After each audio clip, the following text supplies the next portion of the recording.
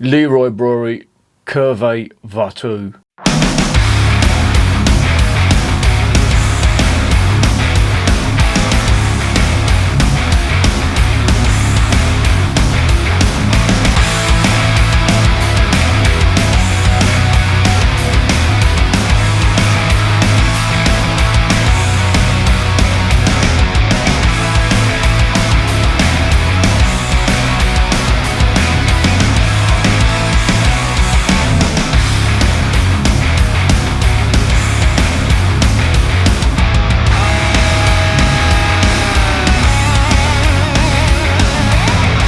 And remember, life is too short to be drinking shitty beer.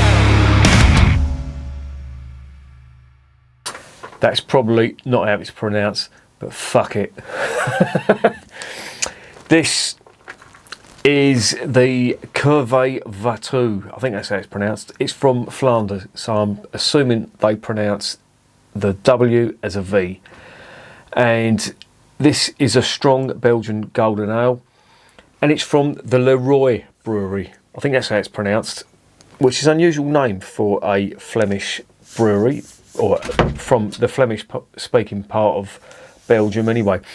But it's situated near a place called Ypres, which, you know, if you know your World War One history, that was one of the biggest battlefields on the Western Front during World War One. And that region is renowned for its hops. So, you know, if you're going to be drinking Belgian beer and it's got hops in it, usually, if they're not imported from the United Kingdom, they're grown in that sort of region. Hence the reason they do a beer called the Popperins Hommel beer.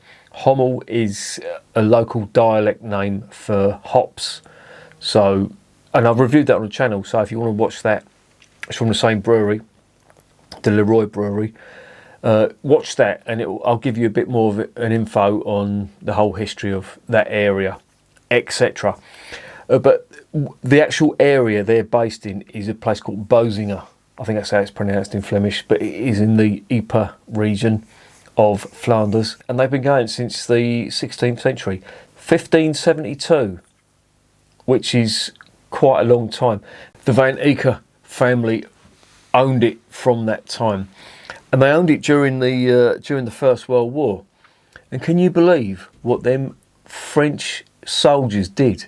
They razed it to the ground, and they were on the same side. Now the cynic in me thinks they were thinking they brew some pretty decent beer. We can't brew that sort of beer in France, so let's fucking destroy them. See, the French, they don't like beer. There's something about the French with them and beer. Anyway, enough about that. Relax. But they restarted the brewery in 1924, and it's been going ever since then. And they do a few sort of different styles of beer. They also do quite a few non-alcoholic beers and soft drinks as well. And I have, the Popperins Hommel beer was one I reviewed, and it wasn't bad actually. It wasn't the greatest, but it wasn't too bad. But I picked this up on, where was that? Beers of Europe, I think. This one was quite cheap and all. And I thought I'll give it a go. It's an 8%, what they call a Belgian strong ale, or strong golden ale. I've had a couple of them before. That, to me, that's a bit of an anomaly, really, because, you know, if you're going to talk blonde ale, Belgian blonde ales, they're normally lower ABV, and I sort of tend to go by the single, the double, and the triple that they classify their beers as. But this is 8%, and they've classed it as a Belgian golden ale. Who am I to argue? I am just a mere pauper. Anyway, let's get this shit checked out.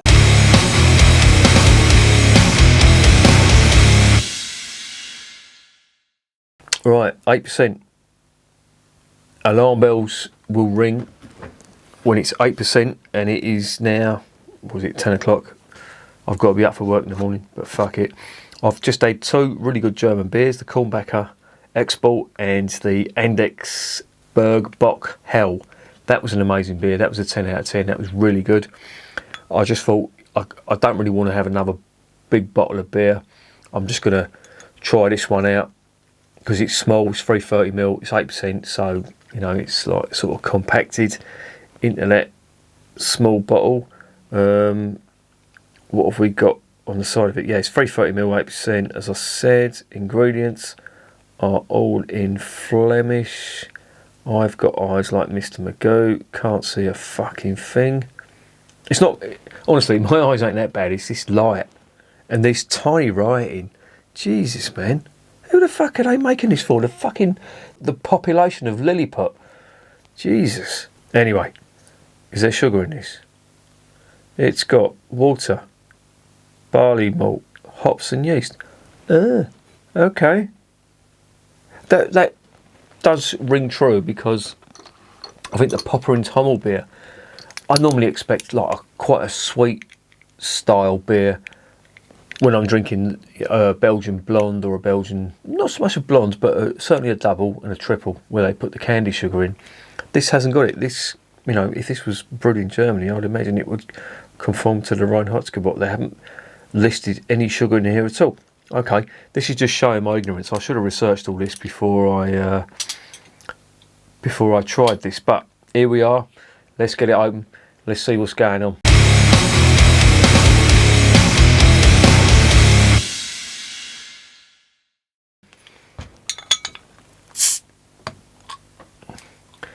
The cap is plain black.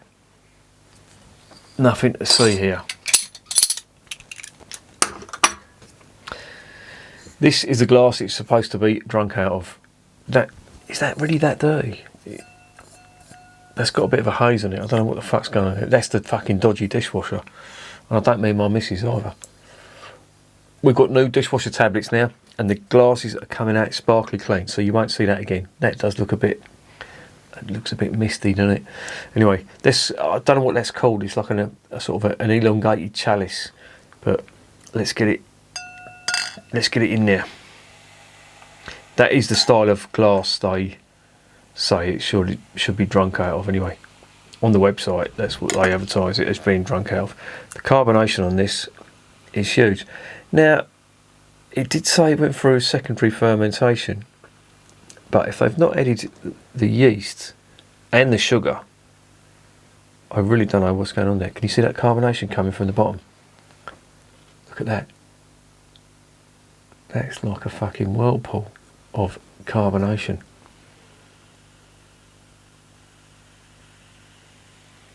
Can you hear that? Put that up to the mic.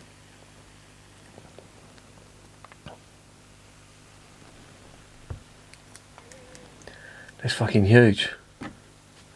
Look at that. It's quite cloudy as well, but the carbonation is absolutely insane.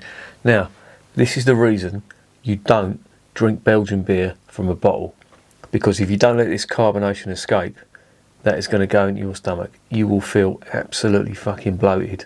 As soon as you eat a bit of food, that's just going to expand even more. This is why you should pour beer into glasses. And, you know, we've all done it. I've drunk beer out of a bottle. And no doubt I will do it again at some point when I'm out and about and you're not allowed to have glasses in the salubrious establishments that I frequent. Look at that. Look at that head, though. Jesus. It's got a head like fucking Birkenhead. Huge, foamy white head on that. I'm going to try this, but if there's any sediment in there, there's nearly a quarter of a bottle left in there. I just can't get it into the glass. Let's try it anyway, but I'm not going to make a final judgment till everything's in the glass. So, let's give it a go.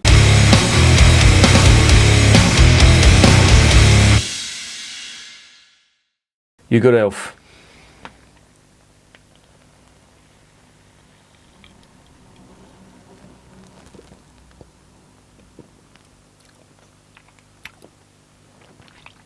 Oh, it's got a bit of everything going on there.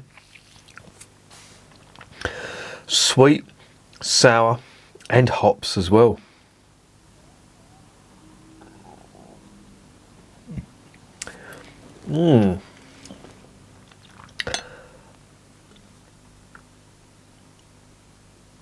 Let's just get the rest of it into the glass. Look at it. It's like, that's like a fucking Belgian cornetto, that is.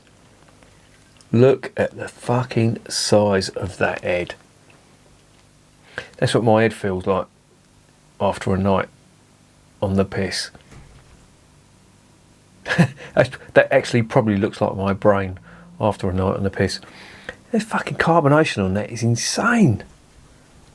That is fucking insane. And this isn't a nucleated glass. This is all natural from the bottle.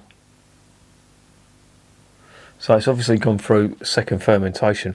I don't know what the yeast were like in this. They must have been on fucking steroids, yeast steroids.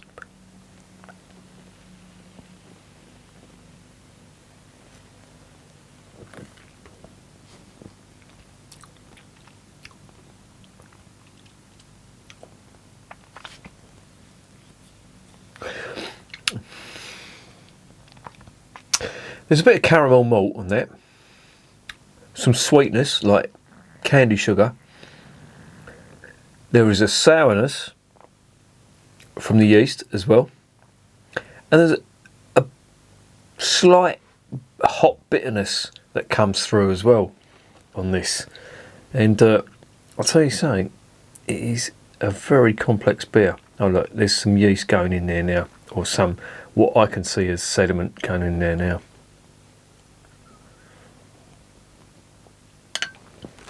Right, that's everything in the glass, so I should be getting the full flavour now. Now, before, as I said, I'm not going to make a judgment on it, but that's everything in the glass now, so this should be what this beer tastes like. I have to say, it does look really good.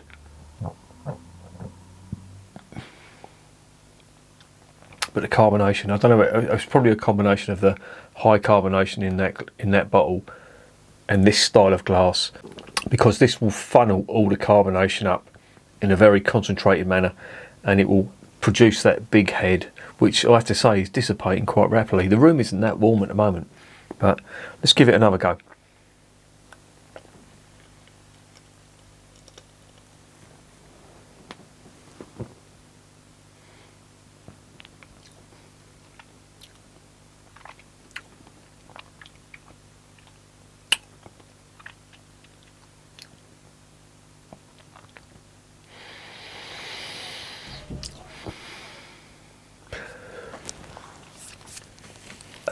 That really is a combination of everything, and to be honest, it doesn't taste typically Belgian. I'm just trying to work out what everything that's going on here. There's part of me that's thinking this is very Germanic in style, it reminds me of a dunkel, but then there's that sourness on there, there's the big carbonation, there's a little touch of spirit alcohol in there, but it's not big. I mean, at 8%, I thought that would have been a lot bigger. But there's a sweetness going on it as well, in there as well. Yeah, it's not your average Belgian, this one. Let's get that head going a bit more, calm that carbonation down a little bit.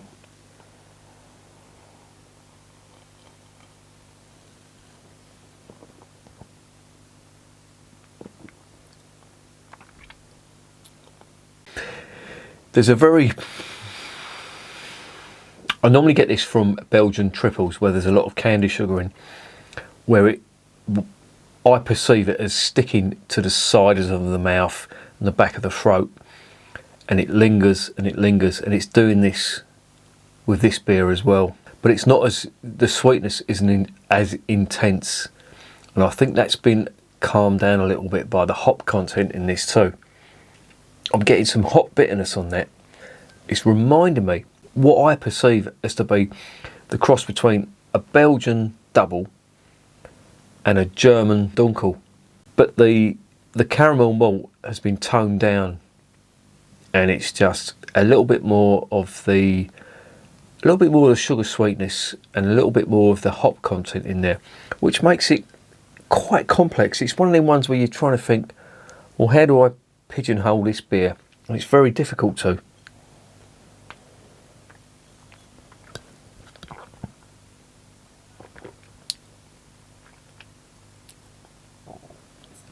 A little bit of dried fruit on there as well. And there's some ethanol coming through that too as well. There's a little bit of ethanol coming through there too as well. This is chilled, so I'm assuming that I should be getting all the flavours, but it's very complex. It's very difficult to make up my mind how I'd categorise this. There's some ethanol on there that I'm definitely getting. And it's not your average blonde because there is some hop character coming through there as well. It's quite interesting, I will say that. And it's not nasty. The carbonation is quite big though, I will say that. As you can see. Oh, fucking hell. I'm trying to get all the carbonation out there and try and sort of reinvigorate that head.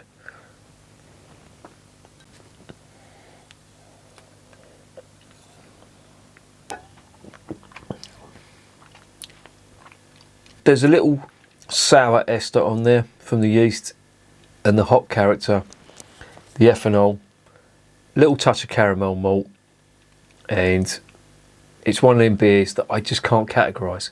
Doesn't taste like a blonde, doesn't taste like a double, doesn't taste like a triple. So it's quite a unique style beer. There's a little sourness on it as well. It's a really nice beer though, I have to say. That's going to get downed.